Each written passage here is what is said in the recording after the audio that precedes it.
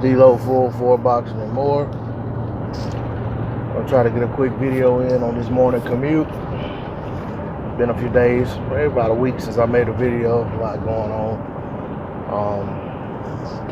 Had to do a little bit of traveling and all, just getting a chance to really get back to my normal schedule as far as work and all. But anyway, I want to say welcome back to the channel, to my subscribers.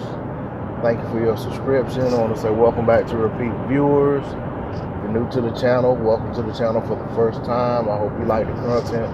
Please subscribe to the channel if you're feeling the content. Please like, share, comment as well.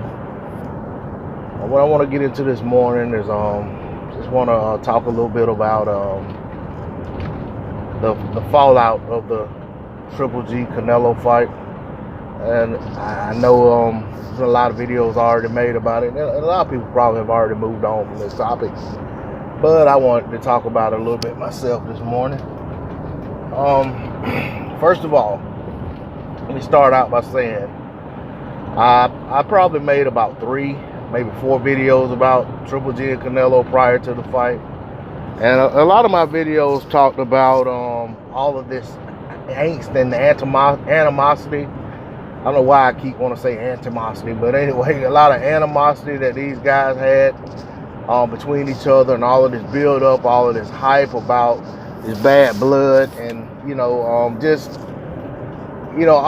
all of this we're going for broke type talk that they were putting out, this rhetoric they were putting out prior to the fight, even prior to the weigh-in, and even the antics at the weigh-in. And what I said in those videos, repeatedly was, one, I want to see all of that on display in the ring. I want to see these guys go for broke.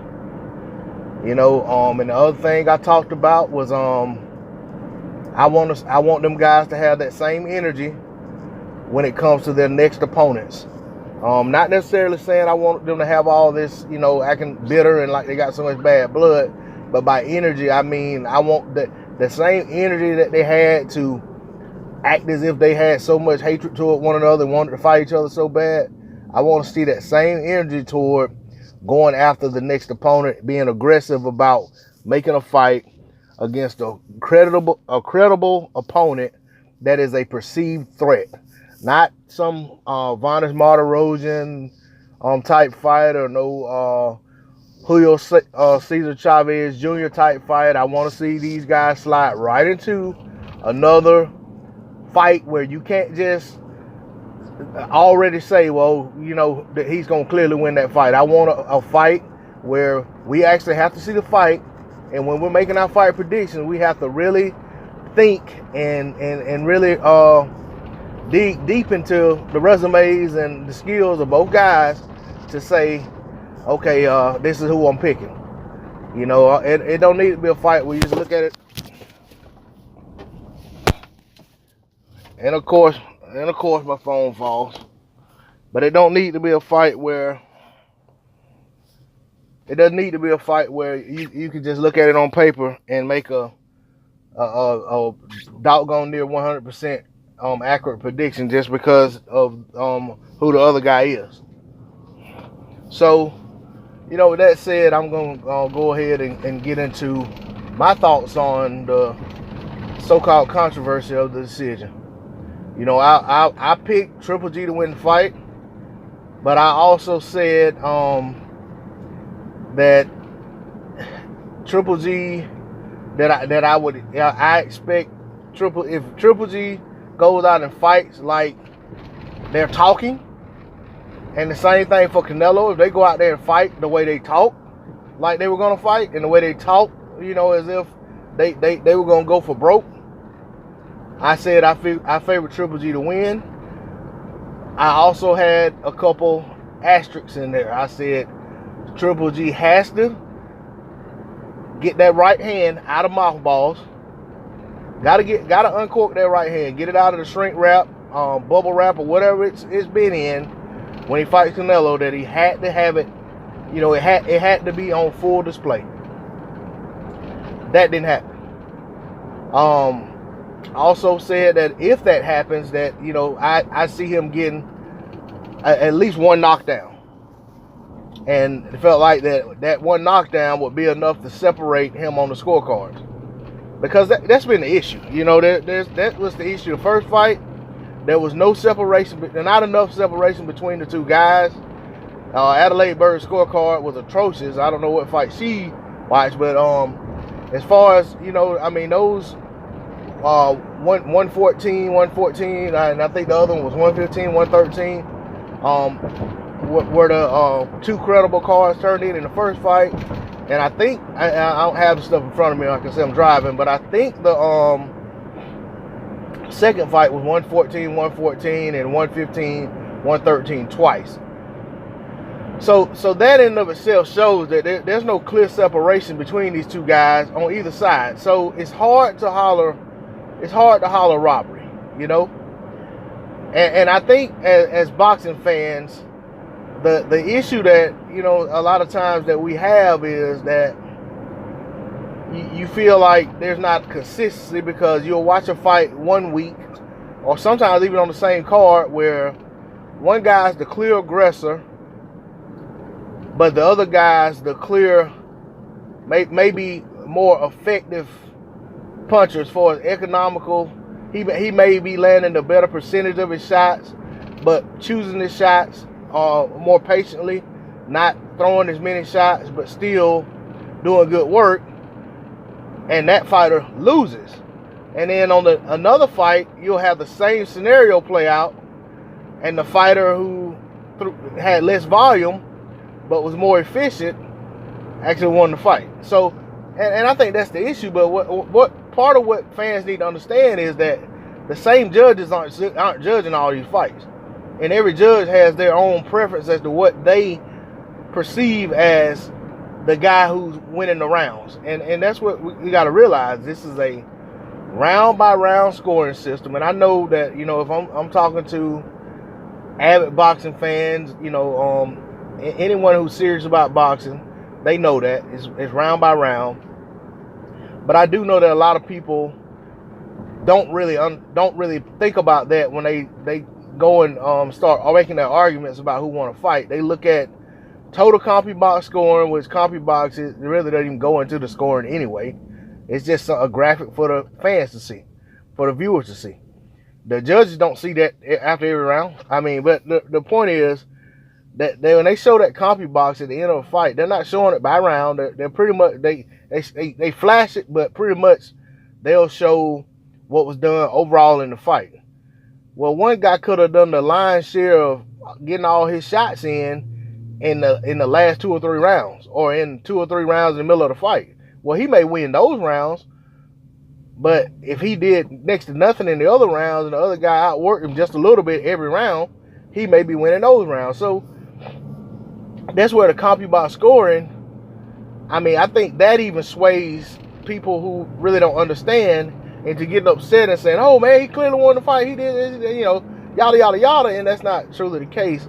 But I will also say that, you know, we as boxing fans have heard over the years, I mean, dating back, I mean, my relationship with boxing started in the 1980s, late 1980s. So, you know, I'm almost 40 years old. So, you know, I've been hearing this ever since then. And even, you know, looking at old fights, you know, back before my time, you hear, you got to take the title from the champion. You have to take the title from the champion.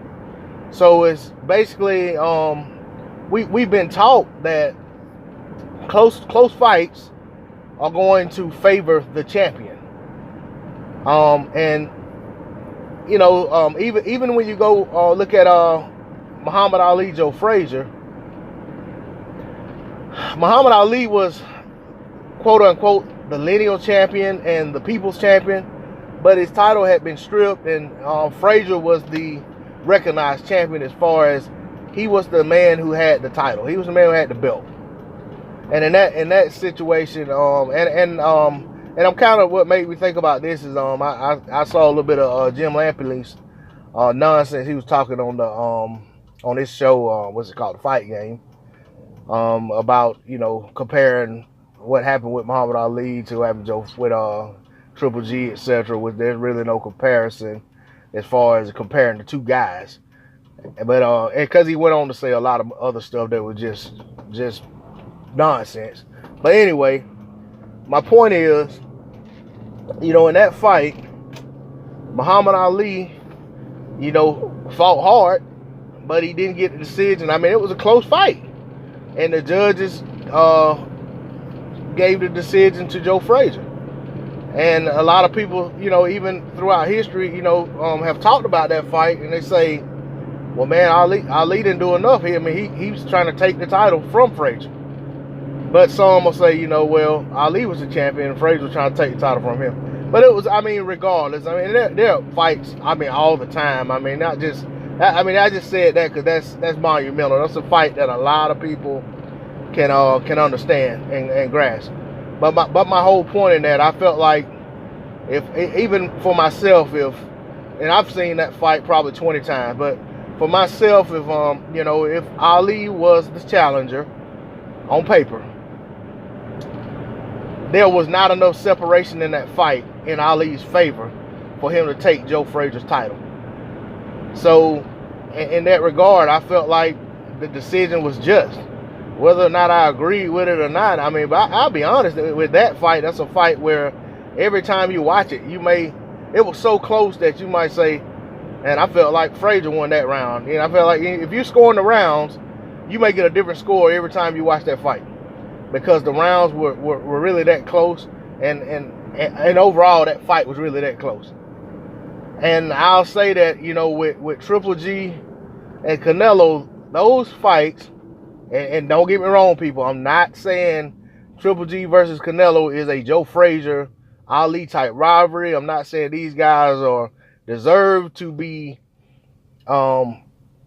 mentioned as far as stature as being on the level of a Joe Frazier or Muhammad Ali. It's not what I'm saying. But I've used that as a point of reference, like I said, because Jim Lampley brought that up. And the other thing, and that's what made me think about it, but the other thing is that I know that's a fight that's universally recognized. It's not some fight that I watched and probably only a tenth of the boxing fans in the world saw. So that's why I'm bringing up a fight that I know most people know about, and most people probably have seen it at some point in their life if they're a boxing fan. So, but like I said, there was not enough separation in those fights to cry robbery. Myself, I saw the fight in favor of Triple G, and I will say that I gave Triple G some rounds that I felt like he was controlling the action with a powerful, stiff jab. And I've seen people make comments saying that he had a pawing jab and he was just slapping with the jab. No, that jab was popping Canelo's head back like a Pez dispenser. But at the same time, Canelo was doing good work with counter shots and with power shots. And honestly, it was one of them things where Canelo was reluctant to throw the jab because he could get countered over the jab. Triple G seemed reluctant to throw his right hand, maybe in fear of if he misses badly and something comes back, he could get caught off, countered and knocked off balance and get dropped or whatever. I don't know. I don't know what was in these guys' mind. I'm just speculating. But my point is, for myself, some of those early rounds, and I'm not saying all of them, but I think there were rounds that a lot of people who felt like Canelo won the fight widely, which I've heard that. And I've heard like 9-3, 8-4, which I think is ridiculous. But I do say that I think that those people would have been giving Canelo all of those rounds, and I felt like, no, he wasn't getting all of them. I felt like some of those early rounds were split because Triple G was doing so much with his jab. So that was why, for myself, I gave him some of those rounds with the work he had done behind his jab. I gave some of those rounds to Canelo because I felt like Triple G's jab didn't do enough to offset the work Canelo was doing with his power punches in some of those rounds. So, and that's how I arrived at my score. And I actually had the fight 7-5 in favor of Triple G. But at the end of the day, if you score a fight 7-5, unless you're just grasping for rounds to give the other guy to get to 5 rounds, if you score a fight 7-5 either way, you can't cry robbery. So for myself, I didn't cry robbery, and I'm not saying that now. My whole thing is, if the logic is you got to take the title from the champ, then in that case, yeah, I can understand people being upset about it and saying, no, he didn't win. He didn't take the title. He didn't take the fight from the champ. And I will say, in those late rounds, you know, Canelo done beautiful work in the middle round, but as usual, Canelo gasses late. And I think a couple rounds late in there, Canelo had Triple G had Canelo on the brink of going down.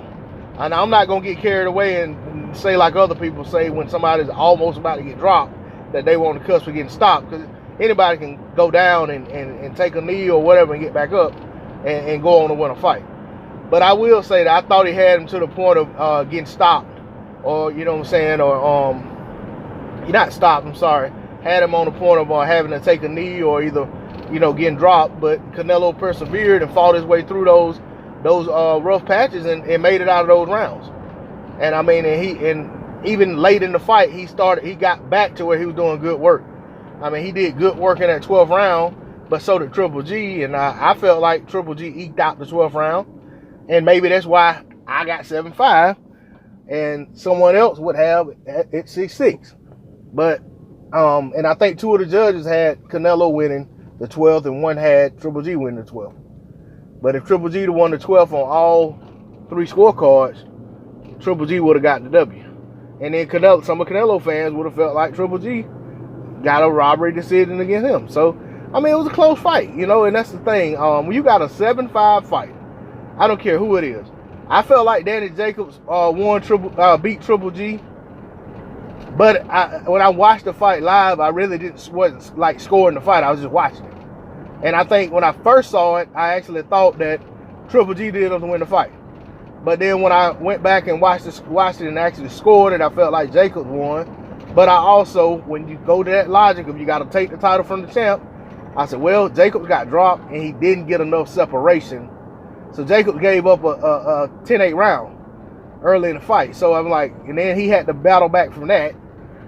And I just felt like there wasn't enough separation to cry robbery. And I think that's what I was saying. I mean, at that point, I wasn't making videos. But at that point, I think when I was commenting on everyone's stuff, that's exactly what I was saying. Is like, guys, we can't cry. We can't cry robbery in a 7-5 type fight. Because I mean, 7-5 is you know, I mean, one person can see it differently. That's a 6-6. That's a draw. You know, and I mean, it all depends. If you got that knockdown and every, you know, 6-6 ain't a draw. But my point is, or if you go 7-5 the other way. But the thing is, Triple G was playing with an extra point. So even if the rounds were split, Triple G, even if it was 6-6, Triple G still wins because he got that knockdown. And I'm talking about Danny Jacobs. So in the Danny Jacobs fight. So you know, and like I said, it's just not enough separation to cry robbery in that fight. Not enough separation to merit all this conspiracy theory type stuff. But I will say what I've always said about Canelo, just because of other fights where Canelo got the nod and you know, it felt like maybe he didn't deserve it. You know, I'll say this again. You're not gonna, I don't care who you are, I just don't think you're gonna win a close decision against Canelo.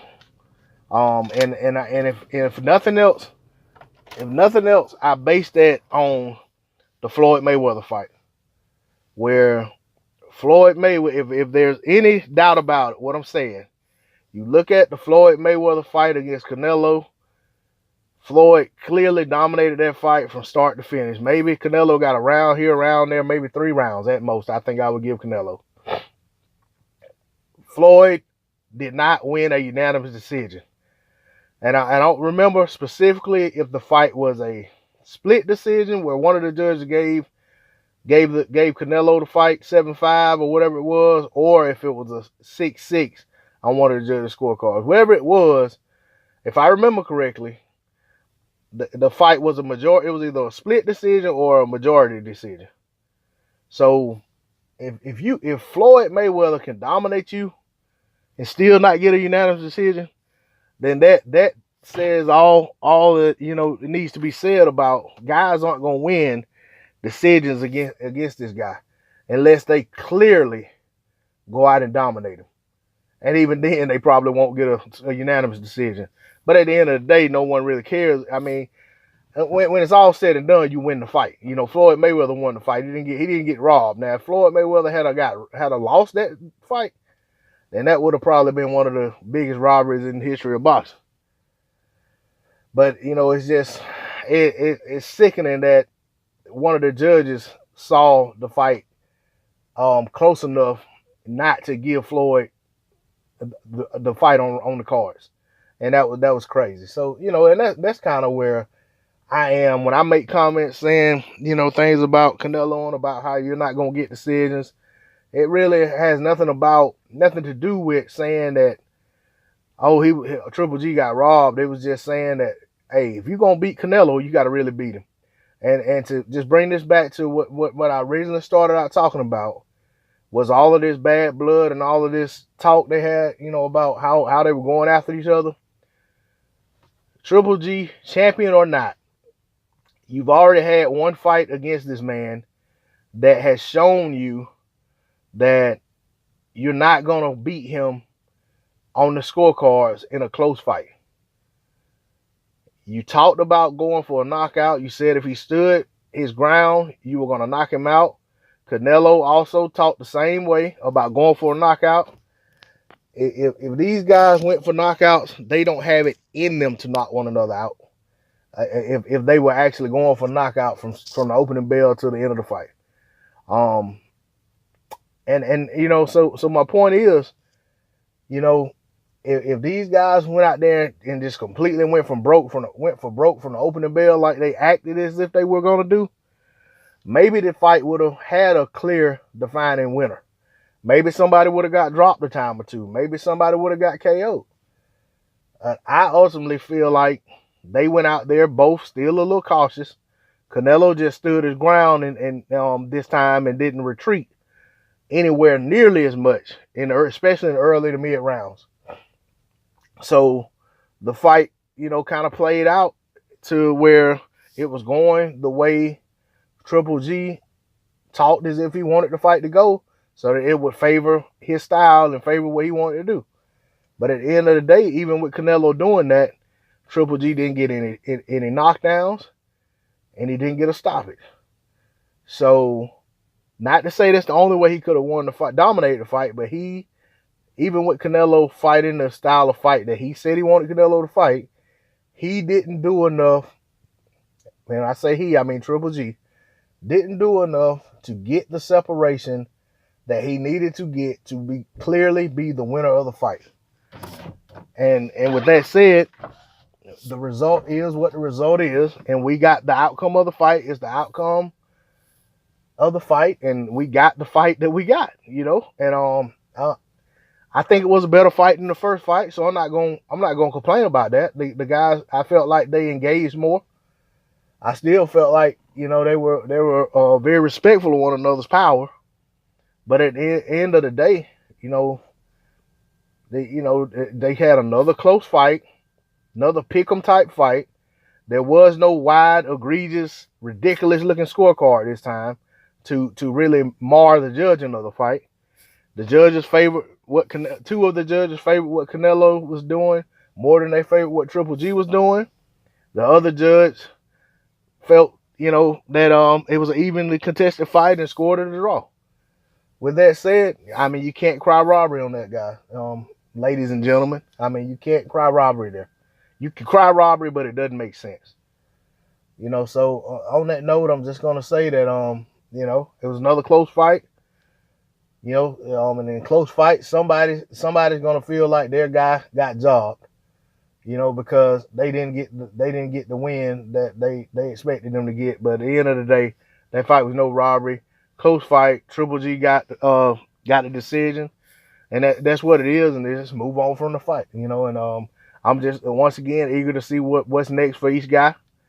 I hear that Canelo's supposed to be fighting in December, as far as that's what Golden Boy is saying. And they're talking about Lemieux and Charlo as possible opponents, and those are supposed to be the only two opponents being considered. But in my opinion, if those are the only two opponents being considered, I would have to say that I expect Charlo to get overlooked and that Lemieux is going to be the opponent. Because if you think about it, Lemieux was actually in a position to be an opponent for Canelo, and he lost to Billy Joe Saunders. See, Lemieux had to beat Billy Joe Saunders and got Billy Joe Saunders' title. Canelo would have been fighting Lemieux a couple fights ago. So it probably would have been Lemieux instead of a rematch with Triple G straight away, and then probably would have went back to that Triple G rematch, or either and I may be out of order on chronologically, but anyway, somehow the way it was going, he would have been fighting Lemieux prior to either the first Triple G fight or prior to signing the second Triple G fight. But as it stands, Lemieux is coming off a win. No, he didn't get a title, but he's coming off a win, so that looks better for Golden Boy to put their fighter David Lemieux against their fighter Canelo under these circumstances, rather than have them fighting each other with Lemieux coming off of a loss. Both of them coming off of wins. They were just on the same card. To me, I think they tried to set the table so that fans will understand and be able to accept Lemieux as the next opponent.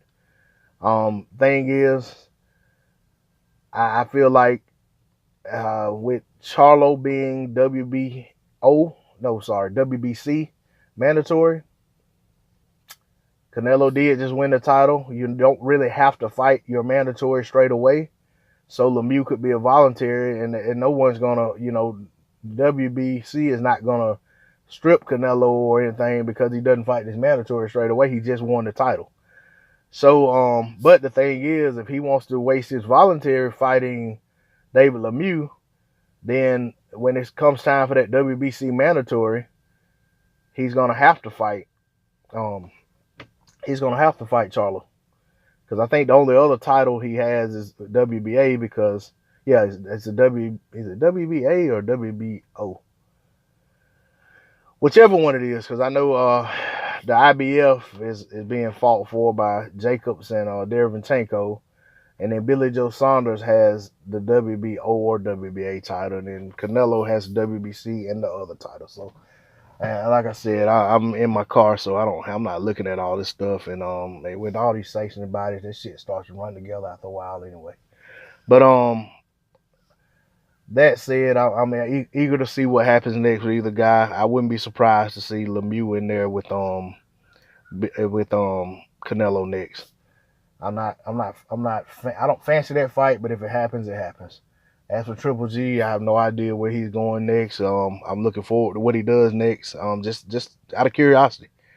I don't want to see him go pulling up some guy from junior middleweight that hadn't fought in a year and a half or anything like that. I don't want to see a rematch with Gabe Rosado.